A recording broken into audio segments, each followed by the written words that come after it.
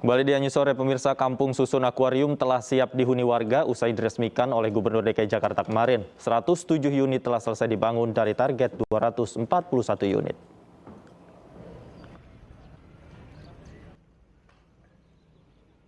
Sehari setelah diresmikan, Kampung Susun Akuarium di Penjaringan, Jakarta Utara kini telah siap dihuni. Dari 241 unit yang direncanakan, 107 diantaranya telah selesai dibangun. Setiap unitnya bertipe 36, terdiri dari 1 kamar tidur, ruang tamu, dapur, kamar mandi, dan balkon. Sejumlah warga pun mulai memindahkan barangnya dari tempat tinggal sementara ke unit masing-masing. Kalau untuk sementara ini ada 2 unit yang sudah memindahkan barangnya, jadi karena dia juga lansia gitu di lantai bawah dan gampang juga dipindahkan, jadi bergotong royong secara bertahap gitu, jadi nggak keseluruhan seluruh warga rame-rame gitu kan, nanti menimbulkan keramaian gitu. Kami persilakan untuk mengambil gambar. 1, 2, 17 Agustus kemarin, Gubernur DKI Jakarta Anies Baswedan meresmikan pembangunan tahap pertama Kampung Susun Akuarium. Di tahap pertama ini terdapat 2 tower yang selesai dibangun dan masing-masing terdiri dari 5 lantai. Kita semua berharap bahwa ini menjadi rujukan baru, termasuk pengelolaannya. Adanya koperasi, yang koperasinya akan mengelola seluruh fasilitas di sini. Dan mereka yang tinggal di sini harus menjadi anggota koperasinya. Mereka terlibat langsung. Pembangunan Kampung Susun akan terus dilanjutkan. 3 tower lainnya diharapkan selesai pada tahun 2022. Dari Jakarta, Tim Liputan iNews melaporkan. Dan untuk mengetahui seperti apa suasana di Kampung Susun Akuarium di Penjaringan, Jakarta Utara saat ini, sudah ada rekan kami di sana, Armalina.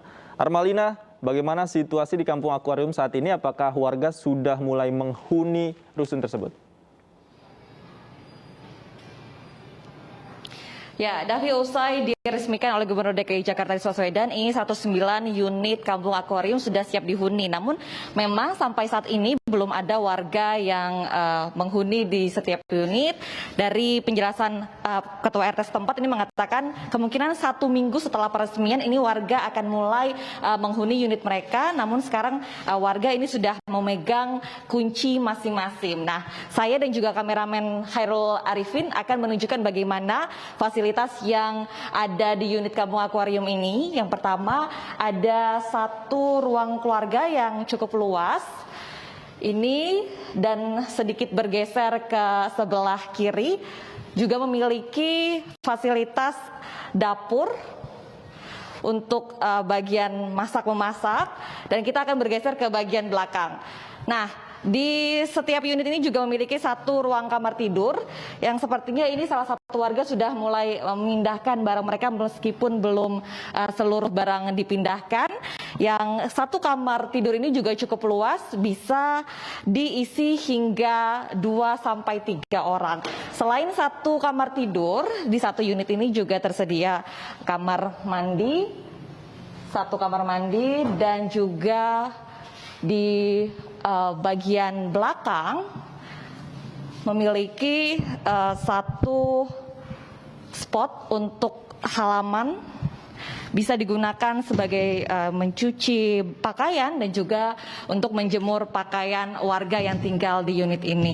Dan memang dari penjelasan Ketua RT, untuk di unit Kampung Akuarium ini yang akan mengelola adalah dari warga Kampung Akuarium sendiri, sehingga untuk sampai saat ini mereka tidak mengatakan adanya biaya sewa, namun akan ada hanya sekedar biaya perawatan saja yang sampai saat ini. Untuk biaya perawatan ini masih dikaji untuk melihat seberapa mampu dari warga Kampung Akuarium bisa membayar ataupun memberikan uang perawatan kepada pengelola.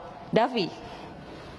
Baik, terima kasih atas laporan Anda, Armalina, langsung dari kawasan Kampung Akuarium Penjaringan, Jakarta Utara. Selamat bertugas kembali. Kita ke informasi lain, pemirsa. Mural bernada sindiran kepada pemerintah terpampang di pagar tembok lahan kosong Jalan Cipto Mangunkusumo, Tangerang, Banten. Mural langsung dihapus petugas Satpol PP Kecamatan Ciledug.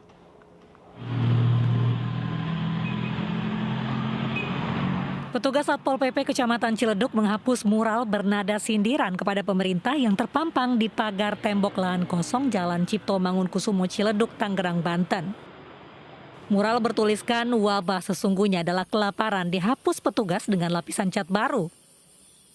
Sebelumnya mural yang muncul di hari kemerdekaan ini diduga sebagai kritik kepada pemerintah di tengah pandemi COVID-19. Karena sangat tidak nyaman melanggar peraturan daerah nomor 6 tahun 2011 tentang K3. Belum kayaknya, kita juga baru tahu pas hari ini sehingga langsung kita lakukan tindakan-tindakan untuk tidak membuat masyarakat punya penafsiran lain dan tidak nyaman buat masyarakat melihatnya. Beberapa hari yang lalu beberapa mural juga dihapus aparat. Mural yang membuat heboh terpampang di kolong jembatan kereta api Bandara Internasional Soekarno-Hatta di Batu Ceper, Tangerang, Banten. Mural ini mirip dengan wajah Presiden Joko Widodo, namun dengan tulisan 404 not found yang menutup matanya. Dalam dunia internet berarti kode error jika halaman yang dicari tidak ditemukan. Mural ini dihapus karena dianggap menghina Presiden Joko Widodo.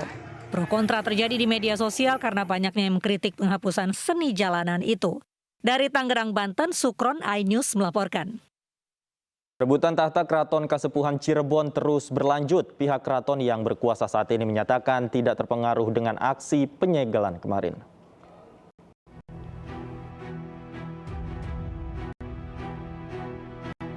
Kisru perebutan tahta Keraton Kasepuhan Cirebon, Jawa Barat makin meruncing. Puluhan orang menggeruduk lalu menyegal Istana Kasepuhan Cirebon hingga aktivitas di dalam keraton lumpuh. Menurut juru bicara Keraton Kasepuhan, pihaknya tidak terpengaruh terhadap aksi yang dilakukan massa. Saat ini situasi dalam keraton kondusif. Itu adalah sudah masuk ke wilayah ranah hukum. Jadi kami menyerahkan kepada aparat penegak hukum. Dan saat ini situasi Keraton Kasepuhan dalam keadaan aman, kondusif. Sebelumnya massa menyegel Keraton Kasepuhan karena menilai Pangeran Raja Adipati Lukman Zulkaidin tidak berhak menjadi sultan karena bukan keturunan Syekh Sarif Hidayatullah atau Sunan Gunung Jati. Kami menyegel dan kami hanya minta Keraton Kasepuhan nonaktif dulu sampai ini manajemen diaudit secara benar. Kalau mereka tetap juga memaksakan, ya, tetap juga mau berjalan sesuai kehendak mereka, silakan aja. Kisru perebutan tahta Sultan Keraton Kasepuhan berawal peninggalan Sultan Sepuh keempat, Pangeran Arif Natadiningrat, yang kemudian digantikan putra mahkotanya Pangeran Lukman Zulkaidin. Massa yang menggeruduk keraton meminta pemerintah Kota Cirebon turun tangan menyelesaikan konflik ini. Dari Cirebon, Jawa Barat, Iftahuddin, iNews melaporkan.